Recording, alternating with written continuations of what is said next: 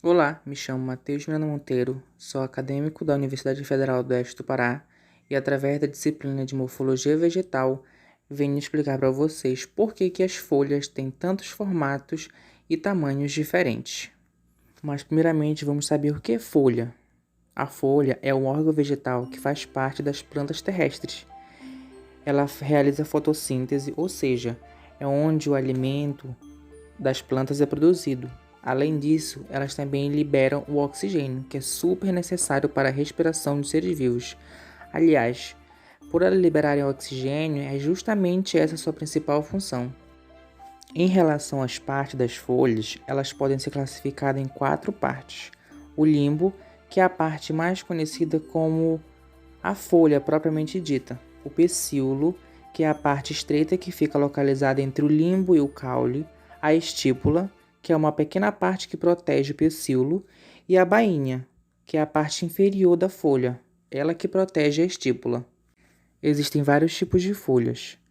As folhas completas, que são aquelas que apresentam o limbo, o pecíolo e a bainha, também existem aquelas consideradas incompletas, que não apresentam uma dessas 3 partes, podendo ser classificada basicamente como simples e composta. Mas o que são folhas simples? São aquelas que têm apenas um limbo, são as mais comuns. E as folhas compostas, que são aquelas cujo limbo é dividido e dessa divisão surgem outros folíolos. E podem ser classificadas também conforme a forma do seu limbo. Por exemplo, as que são imparipenadas e paripenadas, que é quando o número de folíolos presente na folha é ímpar ou par.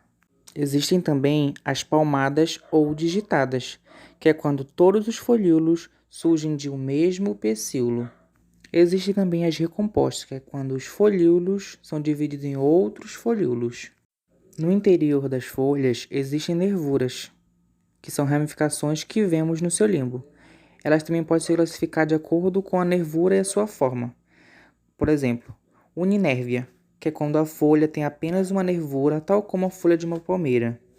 Paralelinérvia, que é quando a folha tem várias nervuras dispostas de uma forma paralela, tal como a folha do milho. E a peninérvia, que é quando a folha tem uma nervura principal de onde surgem outras nervuras, tal como a folha das rosas. Mas qual a importância e a função das folhas? As folhas têm a função de produzir o alimento das plantas, que no caso é a fotossíntese, bem como de liberar oxigênio, que acontece através do processo de transpiração e respiração. Além disso, elas possuem a função de ser alimento de muitos animais e até mesmo de habitação de outros. As folhas também são utilizadas na parte da farmacologia e na cosmética.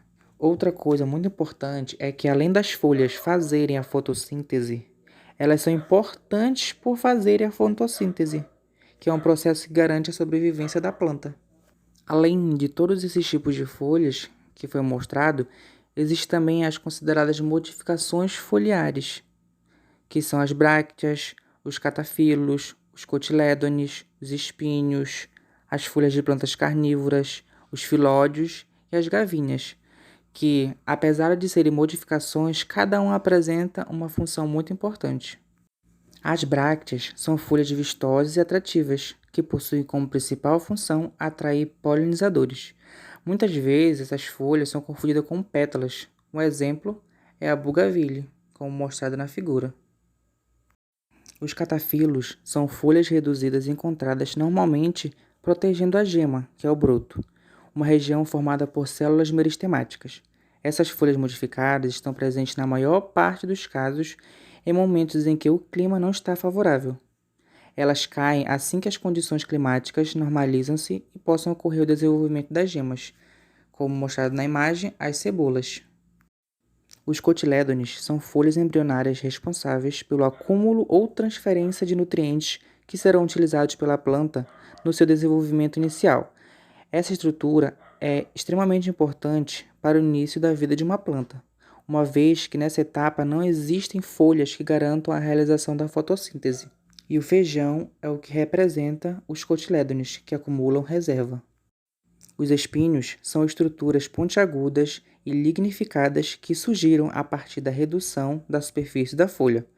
Sua principal função é proteger contra a perda excessiva de água, mas também exerce relativa proteção contra a herbivoria. Um exemplo de plantas com espinhas é as cactáceas, como os cactos. Outro tipo de folha modificada são os filódios, que são folhas extremamente reduzidas, que possuem o pecíolo achatado para realizar o papel de lâmina foliar, participando inclusive da fotossíntese.